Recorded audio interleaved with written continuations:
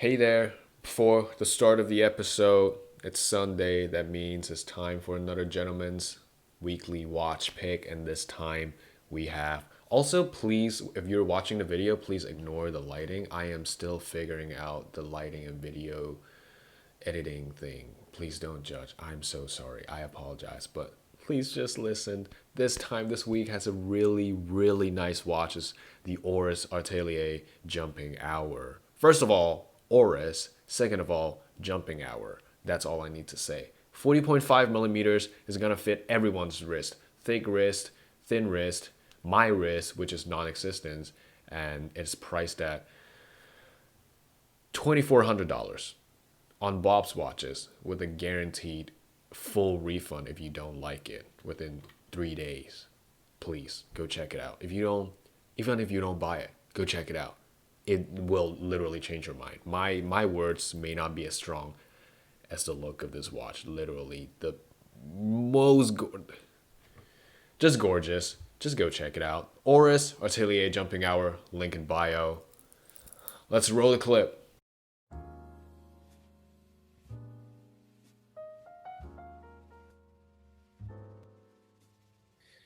Here we go. Hello there, how's it going? Welcome back to another episode of the Gentleman Pursuits podcast. My name is Ryan. Hope you're doing well, staying hydrated, staying healthy. Today here in Vancouver, it's currently around almost 6 o'clock, 6 p.m. here in Vancouver. It's getting chilly, even though it says it's 17 degrees Celsius. I don't believe it. It's getting kind of cold. And it's cloudy. This whole week has been cloudy. And as last week's episode I said, it's also getting rainy as well, which I absolutely dislike. However, I'm really happy today to have this special guest with me here. Actually, I've been looking forward to this episode for quite a long time now. He is a certified bourbon steward, a whiskey ambassador, as well as the host of the I Drink and I Know Things podcast. Welcome, Mr. Josh Taylor. How are you doing, Josh? Ryan, doing good, man. Feeling good. How are you? I am doing great too. I'm doing great. Today has been like kind of just a work busy day, like whole day I've been editing and school work. And now the podcast. You got to get that in, man. You got to get that crunch time in, and then after hours, man, it's your time, man. it's tough. It's like around like 9 o'clock over there. So like I'm on the other side. I'm in Ontario, so it's 9 o'clock almost here. But this is the time where you catch me. I'm in my prime in regards to let's do some podcasting, let's do some drinks, whatever it be. But no, thanks for having me, man. And I want to say I listened to your recent episode that you just posted not too long ago, a couple hours ago, and I listened to that.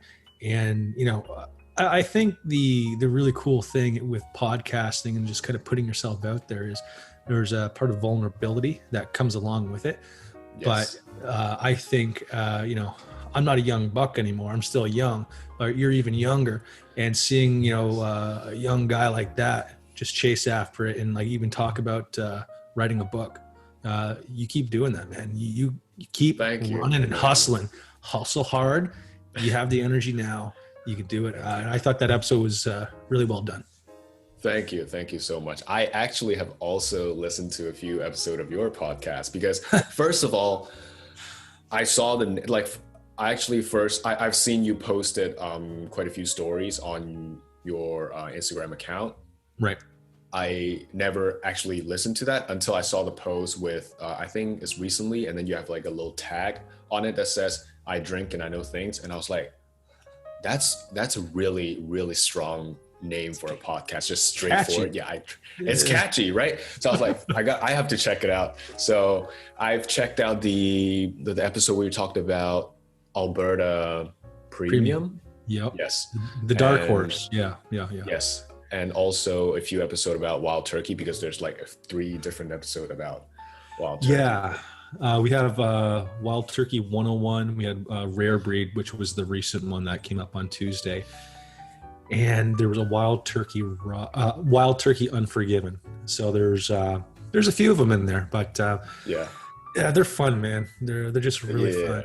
So funny enough, me and there's this other gentleman in we also have like a Facebook group. Yes. So on the Facebook group, there's a whole bunch of us, and It's really interesting how it started. So I created this whiskey group almost 2 years ago, and people would, post reviews, and I would always write my reviews out because I felt, hey, I'm comfortable getting in front of like a camera. It is nerve wracking, right? Yes.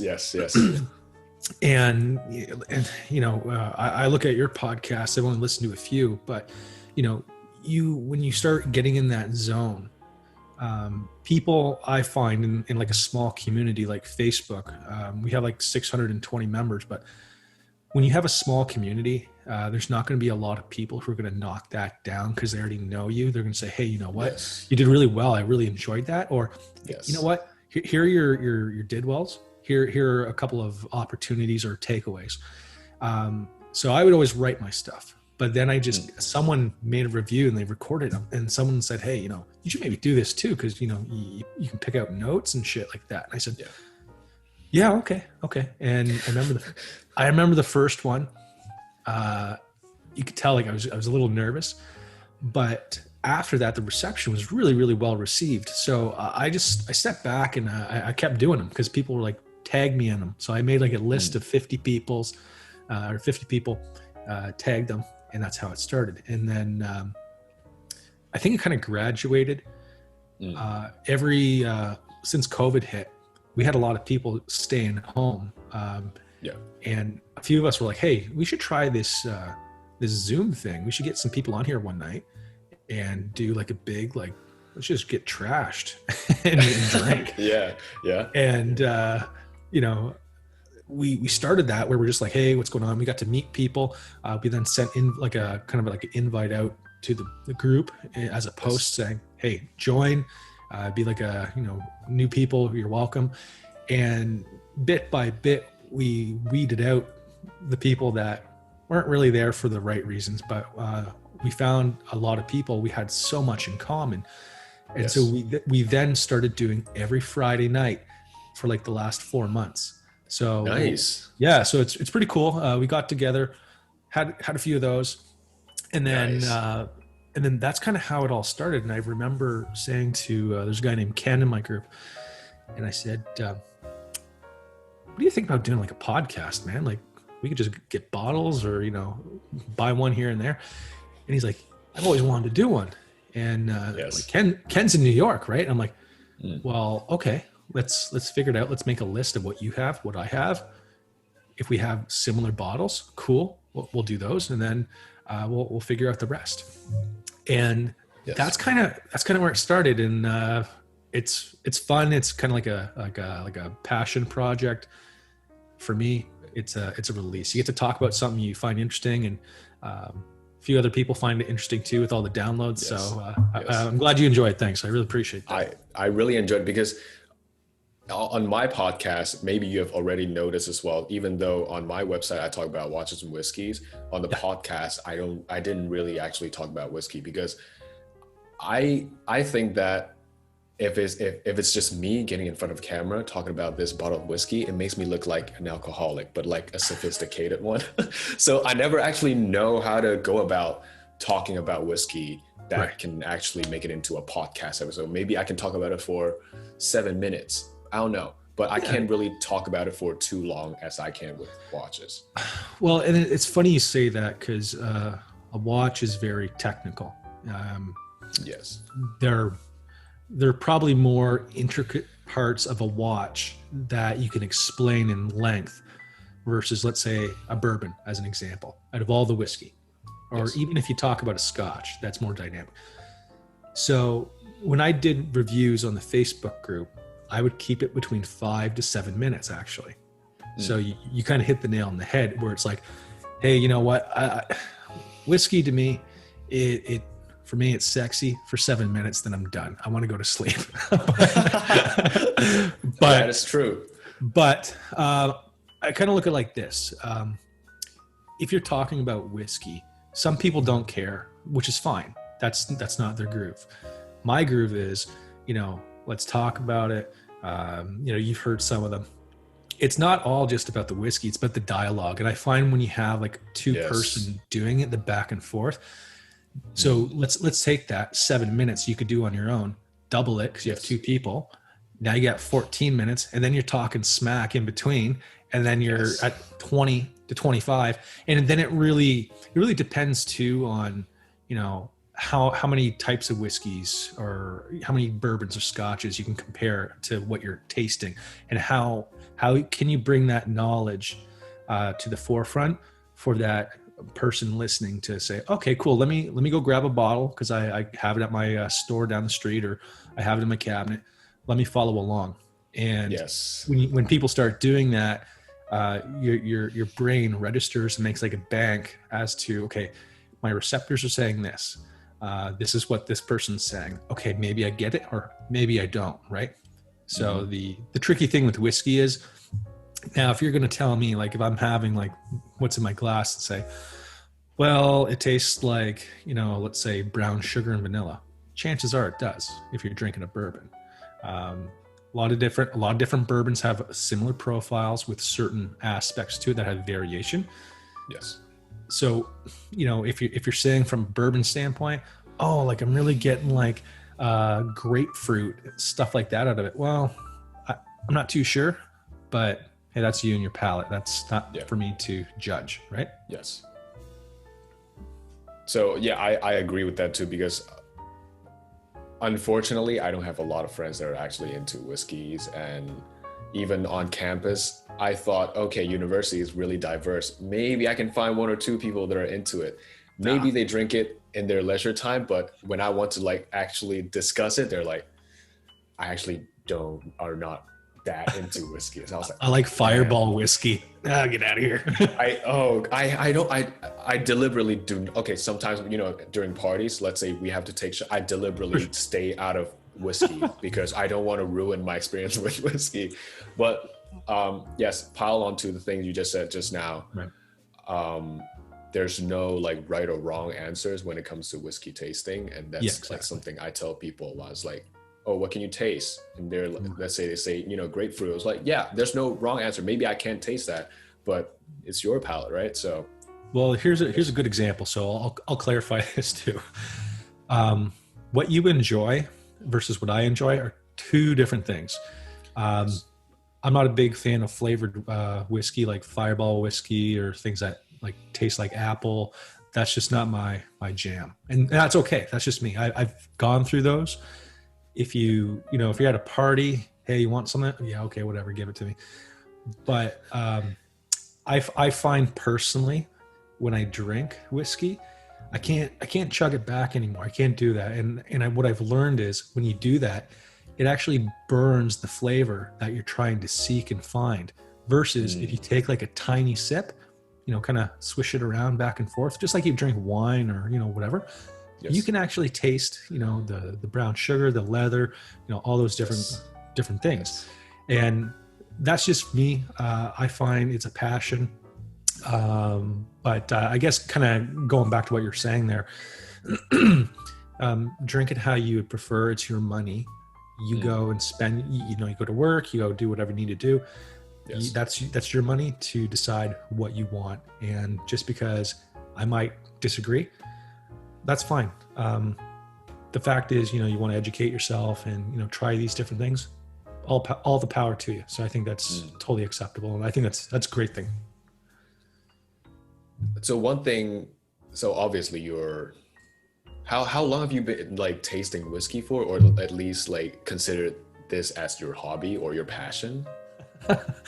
Well, that's a great question. For me, my journey, like obviously when I was younger, like in my teens, you know, I tried whatever, and I drank like a lot of Canadian whiskey, right? And so I found Canadian whiskey. I was young. I didn't know what I was doing. I was just drinking it to, you know, whatever. And so I remember I was working downtown Toronto, and I stumbled across a bottle of a couple different bottles, but it wasn't until I hit Wild Turkey 81. When I found that bottle, I was like, oh man, I remember seeing this. It's pretty interesting. What's this bourbon thing all about, right? And I remember having it. And the biggest difference, obviously, from a bourbon to Canadian whiskey is bourbon is 51% corn or higher, Yes. and whiskey is 51% rye or higher, whatever the ratio they decide to use at the distill it. Yes. But I found since the bourbon is a corn, it's a little bit sweeter. It just it hit my palate more, and I went from drinking it with mix, like so with pop, soda, whatever.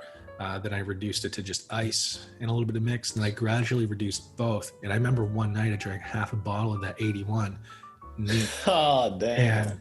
And it was just like, I remember that night I was like, wow, like I can actually, after you get past like the first two, man, it's so smooth, and like the taste. Pivotal point. Yeah. And that's where it started. So, and I think the reason why I started really collecting them, I worked downtown Bangalore, and I was traveling almost like an hour and a half to almost 2 hours a day, going to work and then back from work. And I remember just getting home around like 9 p.m. at night, and just like my brain can't shut off. I need to have a drink. And so that's kind of where it kind of started. And I'd have one or two, boom, go to sleep, no problem.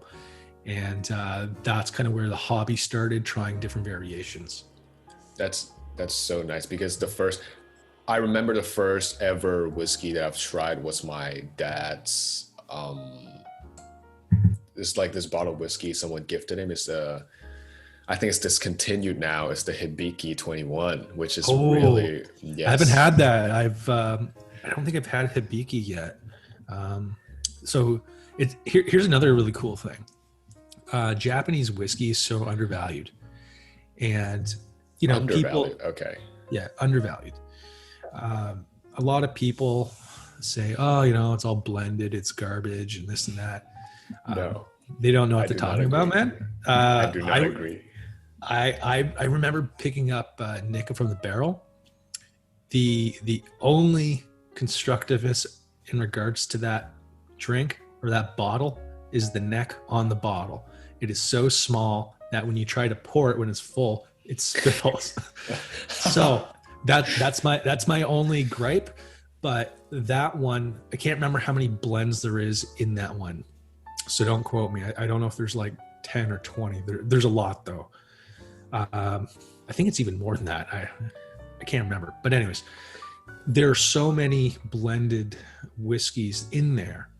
And I remember trying it, and I'm like, wow, like it has that nice heat, kind of like a bourbon, but it's very delicate too. And it's phenomenal. So, but like going back to your point, like Japanese whiskey is phenomenal. I like it. I'm pretty much for all areas of whiskey, basically. The reason why I mentioned Hibiki is because the first few times, I think I was like 17, 18, the first sip of whiskey. Right. I was like, oh, the bottle, first of all, looks really nice. And then I was trying to be, you know what, I'm legal now. Let me try to drink whiskey like a grown man, whatever. Try to drink it, didn't like it at all. Even the second and third time, I did not know how to appreciate it. Yeah. And then that goes on to, so I think like around 2 years ago, my friend who was studying in the University of Edinburgh. Okay. So he is in like a whiskey society in his college. Oh, Okay. He brought back a lot of whiskey samples. And before that, he was like, hey, do you want to like have a tiny whiskey tasting session with me? I was like, yeah, for sure. Come over. Yeah. Before that, I never actually believed that whiskey can have so many different flavor profiles until he showed me the Spice Tree Extravaganza and the Razzie While We Wait blend. Yeah. These two really opened my eyes. And now Spice Tree Extravaganza is my favorite whiskey of all time because it's just really complex and I can actually taste different notes in it. And then Razzie While We Wait is just really special.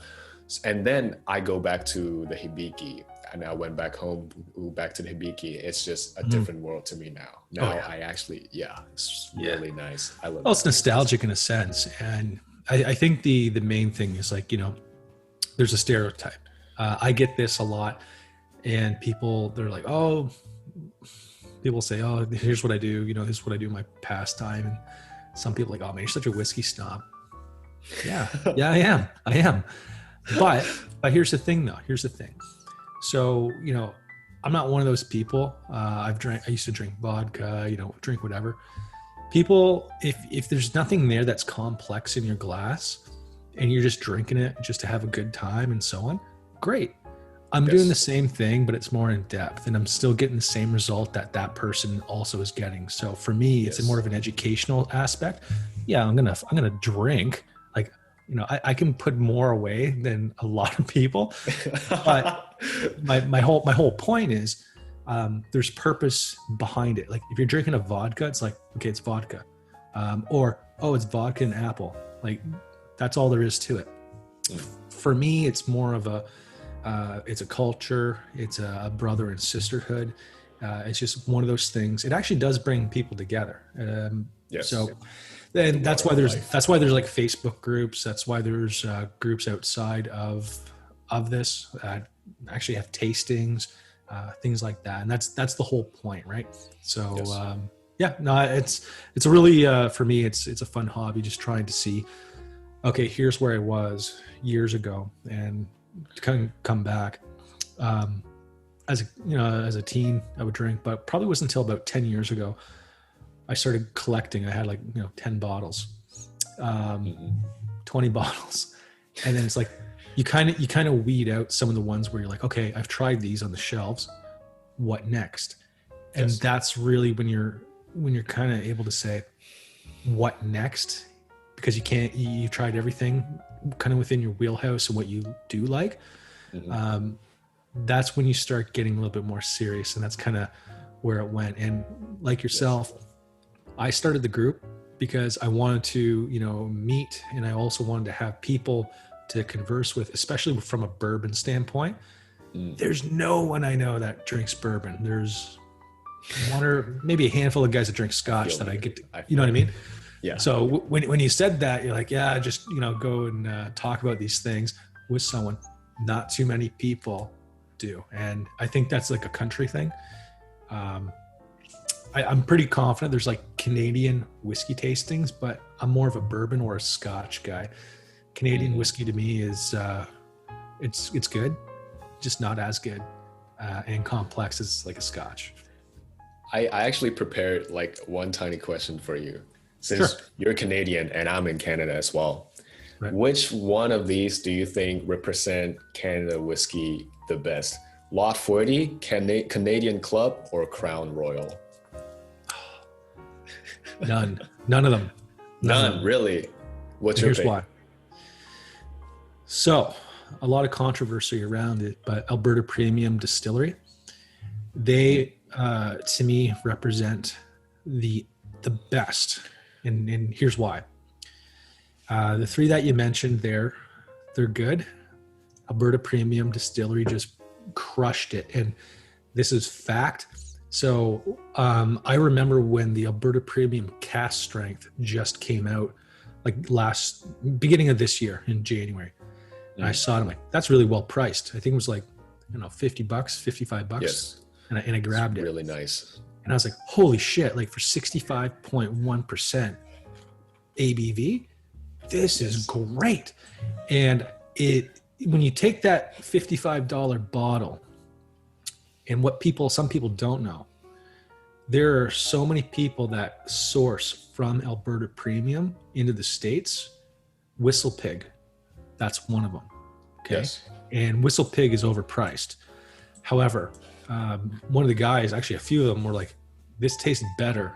A $55 bottle tastes way better than the Boss Hog. That's like $500 to $500 US. $500 to $550 US. Yeah. So to me, when I stumbled on that one, I was like, oh man, gosh, you gotta try this. You gotta try this. So for me, that's the one that I look at as a country. That is the one that crushes anything. That could be Wiser's, Lot 40, Crown. It's just so good, man. I actually tried the Alberta Premium Cask Strength in Alberta, in Calgary. There's also like a weird story to bring up because it was my ex's dad. he was like, oh, he loves whiskey. He brought like a box of whiskey. There's Alberta Premium, there's Tomatin, Sherry and Bourbon Cask, and then there's other stuff. And then I was like, oh, let me try the Alberta Premium, because before that I've never heard of it. I was like, that's the best one from the box, and I really loved it.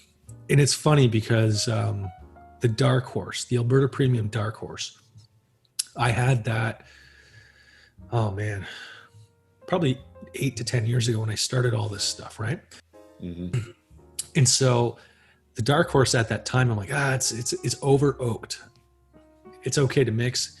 And I actually had that bottle and have it upstairs just sitting. And Ken and I were like, okay, let's do this review. And I had it, and I'm like, it's actually opened up. It's pretty good. I enjoy it more now. But the Alberta Premium Dark Horse, it's a quality product. And so when I saw the cask strength, that's the one where I'm like, okay, this better be the Redeemer. It's a high ABV, high proof. And when I had it, I was like, bam, these guys, this is the one. It's like falling in love. This is the one. That blew me away as well. Yeah. But so I am a beginner whiskey tasting beginner, I'd say, and there's a lot I have to learn. So sure. I would love to ask that from your whiskey tasting journey. Right. What is something that you wish you've known earlier? That's a really good question. I think, how do you taste? There's a few components. There's, the nosing, there's the palate, there's the finish, and people, okay, well, I understand it, but that makes sense. But what does that entail? So there are different glasses you can use. There's like your standard red cup, beer pong, use that. Standard. Yeah. That's standard, right? Traditional. There's no wrong. Yeah, traditional. Exactly. You go back many generations, red cup. Jebediah Taylor used a red cup. But basically there are different glassware, different vessels you can use. There's the standard, it's called a rocks glass. It's more square shape. You put your ice cube in it, pour your drink over it, mix it around, you're off to go. You're off to the races. Yes. So if someone were to say, hey, you know what, drink it with ice, drink it neat first. One of those two. Don't mix it. Mixing helps you gradually get to that point. So that's what kind of worked for me. Yes. Go that way. However, you can use a rocks glass. There's a Canadian Glencairn. It's wider at the bottom, and then it's kind of like almost like a pear. But yes. My favorite glass is this one here. That's your standard official Glencairn glass. You can get these things for like $10 at the store somewhere. But we had to go all out and get our group name inscribed. So nice. The cool thing is, kind of get down to brass tacks. Like when you're nosing it, like when you swish this around, you stir it around, that's aerating it.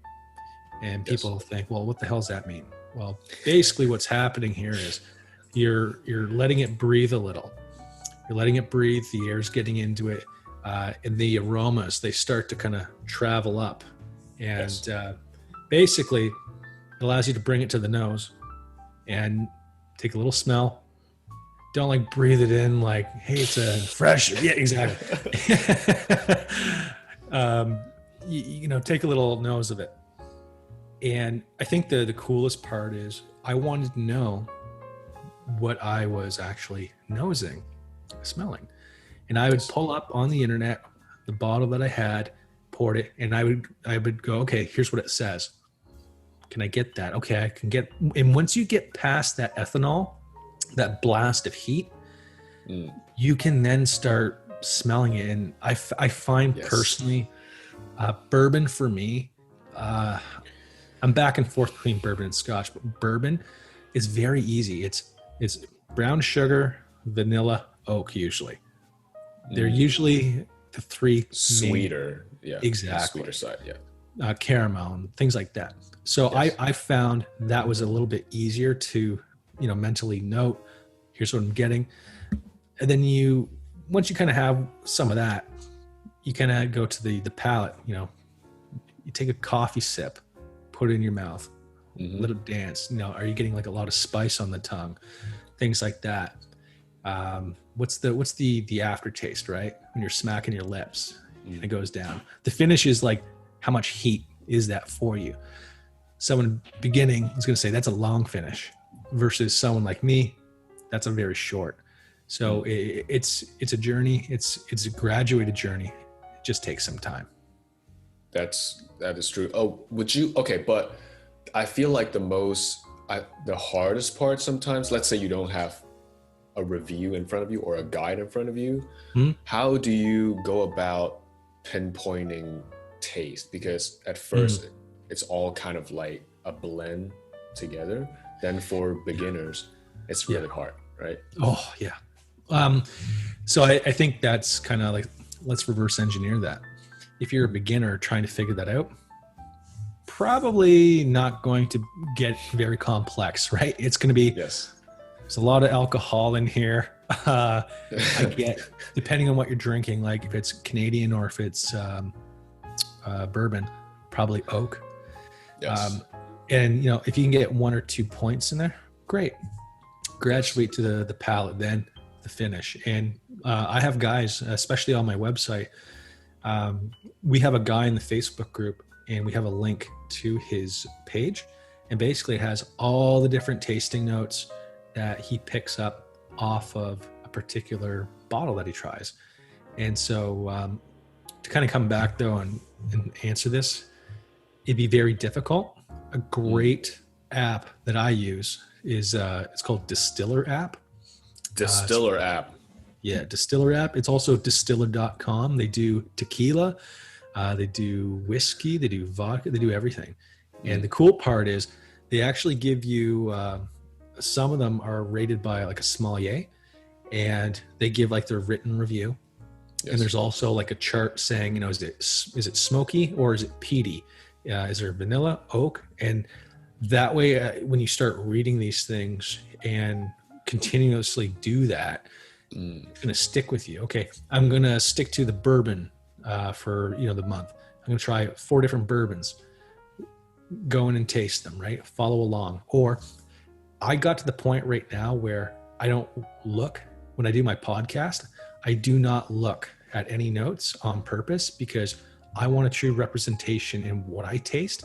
And I want that guy on the other side of the world going, holy shit, yeah, I taste that as well, right? Yes. I will go and read the reviews after to say, okay, did I hit the nail on this? But like I said earlier, you might not have the same palate. Like I tasted a bourbon where I was like, I actually get like a lot of clove, a lot of like a grass kind of nose and a taste on it. And someone else was like, I do not know what you're talking about. It does not taste like that. I'm like, yes, it does. Yeah. One time, so weird that I tasted like soya sauce. Weirdly, I don't know why. It's weird. And I told people, it's like, okay, that's weird. How can you taste soya sauce? That's a weird thing. But from your experience, once again, what is your most memorable dram? Wow. Maybe it's the event associated while drinking it, or maybe it's just really mind-blowingly good. Yeah, I've had a few aha moments, like, wow, I stumbled across this. I think my my favorite that really sticks out was when my son was born, and I had a bottle of, what was it, Elijah Craig Barrel Proof. And you can get it in Canada, and it's crazy. It's so overpriced, but in the States, I got it from there, and it's like $60 compared to 150 Canadian. It's fucking retarded. What? Yeah. And that's because the LCBO here in Ontario, they just inflate it. And that's another podcast. But anyways, but pricing problem. So there's your standard Elijah Craig, a small batch. You can get it for $50. I finished a bottle the other day of it. It is so good. It's a 47%, 94 proof. It is beautiful. And I've been drinking that bottle since I started to now. It's that good. It's like, Let me put that on my notes. yeah, Elijah Craig, small batch. Small batch. Okay. Yeah. So you can get it anywhere. Okay. But the Elijah Craig barrel proof, that one, man, I got it back there. It's like 63%. So 106 proof. Like it's crazy. Damn. But the funny part is, you know, for someone starting out, don't get that. But I've been doing this for quite some time, right? And I had this bottle, didn't open it. Son was born. I think it was like 2 days later. Came home from the hospital. Boom, cracked that thing. And it wasn't only because of that moment, because it was such a great thing in my life. But when I was having it, I was like, holy shit. It coats the entire mouth with flavor. And I was just sitting there like, wow, like I've never had anything like this. And it was a very special moment. But there's probably like a handful of them where you have it, like Old Forester 1920 bourbon, 57.5, I think, percent ABV. Man, just there's so much flavor and so much stuff going on in there. But there's so many, man. I could probably spend like hours telling you about it. So you know what, I really love this. This is like liberating to see someone go on and on about whiskey. I wish I have I wish I have a friend right now that can talk about whiskey like that. So I love whiskey, and sometimes because I'm currently studying food nutrition and health and trying to minor in fermentation. Oh, okay. The distiller. Yeah. Okay. Yeah, trying to get into the business. And I know that you're certified bourbon steward, and I've also checked. I assume that's from Staff and Thief. Stave and Thief. Yeah. Stave, not Staff. Stave and Thief. Yes. So what exactly is that certificate? Because I've been looking at it, and like, can you tell me more about it? Like, do you need one, or are there any alternatives for that? You technically you don't. It's I call it a feather in your cap. Okay. So basically it's $60. You get a book. You get a lapel for passing it. I look at it like this. You don't need it for any industry experience, but you do learn a lot in regards, like the book. I read the book. I think it's like, I don't know if it's like 120 pages. I can't remember. I read it in one day, and then I took the test on the same day. And basically it's all multiple choice. And then at the end, you have to build your own flight. And so people might ask, well, what's a flight? You pick 3 different types of bourbons, or 3 different, actually it would be 3 different bourbons. So the funny part was I already had written reviews on Wild Turkey 81, Wild Turkey 101, and Rare Breed, and basically copied and pasted it into the the test. Yes. And long story short, it's like, what are the differences between these two? How could you speak to someone if you worked in the industry to educate them on these 3 different ones, and how do they differ? So it's more, like I said, a feather in your cap. It's just there if you want to do it. A lot of people, since in the US, they are so centric on bourbon because that's their domestic distillate. Yes. So for someone to have that, to go into, like, let's say work in a bar, that's something good to have. They have the executive program as well, which is like, it's mad money, but you get $500. 500. That's right. Yes. But you basically get like a challenge coin, the lapel, you get a nosing kit, which is kind of funny, but it's like a 2-day workshop, I believe. So that's more like, say if you're running your own store, you're the manager of a bar, things like that. If you can write it off as a business expense, awesome, do it. You don't necessarily need that here. And I'm not advocating not to do it.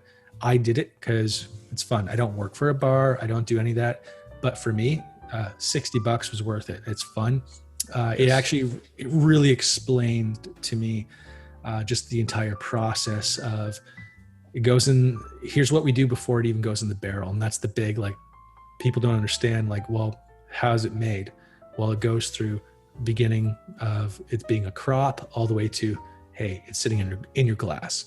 So There is also, it's called the LSAT, I believe. And basically that's more along the lines of sommelier for wine. You can do it for like whiskey, things like that.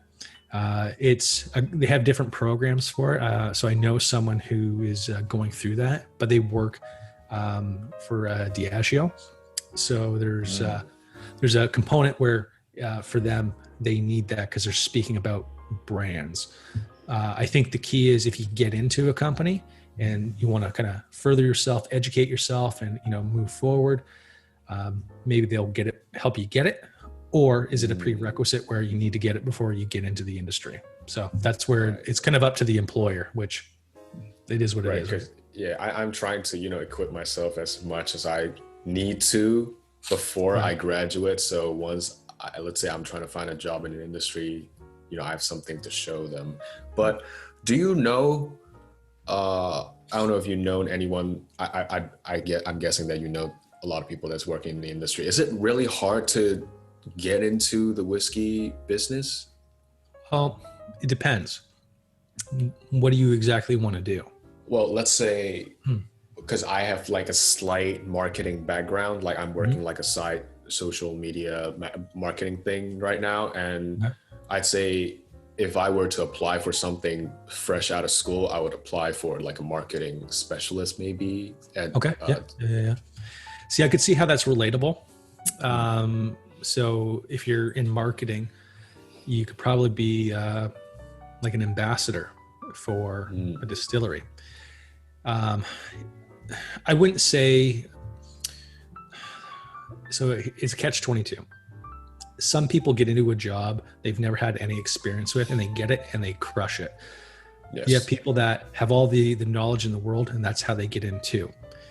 So I think like there's no really wrong answer. I've been in situations where I used to sell investments for a living, and I was a manager. So on one occasion, I had all my credentials, and they were like, "Yep, if you come in and you already have it, great." And then basically they came back to me and said, "We actually have another hiring class. We want you to maybe come back then and get it." And I said, "Well, if we wait, it's going to expire and I have to redo it again." So it expired. I had to go and redo it. So I've been on both ends on that situation. So I don't want to deter you from not doing it, but I think, knowing people, and this is just word of mouth. I've met maybe like a handful of people who, through Instagram and things like that, no joke. I remember one person like, "Hey, love your profile. I think it's awesome. Really catchy. I run a whiskey group. If you're ever interested, poke around. Love to have you." And that turned into, and I didn't even know, because I wasn't even really looking at the profile. I was just like, cool picture, right? Yeah. They're a brand ambassador for Diageo, Johnny Walker, like all these things, right? Talisker. Yes. And I'm one of those people, and I approach life this way. You have that kind of job, cool. I have this kind of job.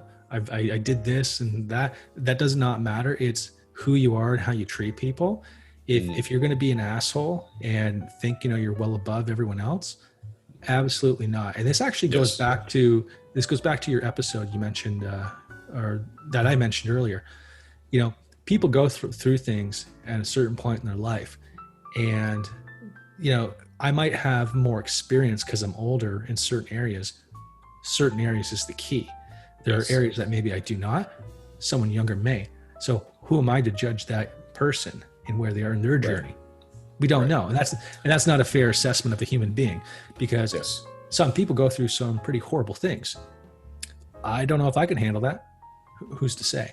So I think, I look at subjectivity and I approach life with people. Example, you reached out to me like, "Hey, really love to do this podcast." And the first thing I said was like, "Yeah, sure, man." Oh yeah. What do you want to talk about? You're like, "Whiskey." All right, I'm in. And, that's just who I am, and to support, other people. And it does not matter, where you're from, your gender. I don't care about that stuff. Are you a good human being? And if you are, I can work with you. And if you're not, I have a bullshit meter that goes off really quick on people, and that will make you stay away from that kind of atmosphere. But kind of coming back, word of mouth helps, applying, reaching out, having a professional email, things like that, proving your results. Here's what I've done. How are you going to stand out versus your competition? And that's the key thing, right? That is some great advice. I have made mental notes already. But the best one was that Elijah Craig small batch. Yes, I actually wrote that down. It's top of the list. Actually, I want to end the episode with this one tiny topic that I want to ask your opinion on. Mm-hmm. So recently, there's this huge controversy in the whiskey world. I think you've already known, it's the Jim Murray Whiskey Bible. Yep. So you know the gist of it, right? Oh yeah. So what?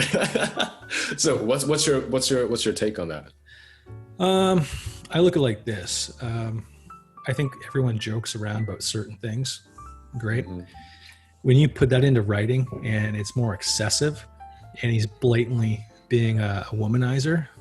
Yes. That's not cool. And the thing that actually pissed me off was, so I love Alberta Premium, but I actually sent an email to them and they responded back. And this was like just as the news was coming out. In below their signature was like a little written up piece saying, voted Whiskey of the Year by Jim Murray. And I was like, come on, man. Like, you guys didn't even read the review.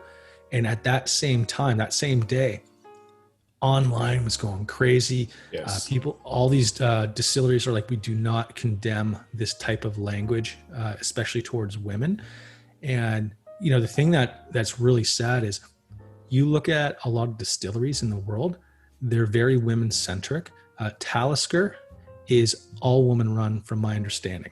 And they make phenomenal products. That's another great product. So I think it's kind of nonsense. It's like this. Would you want your mom or your dad or your sister or your family reading that stuff? No, you're going to look like a fucking idiot, man. So I don't think that's cool whatsoever.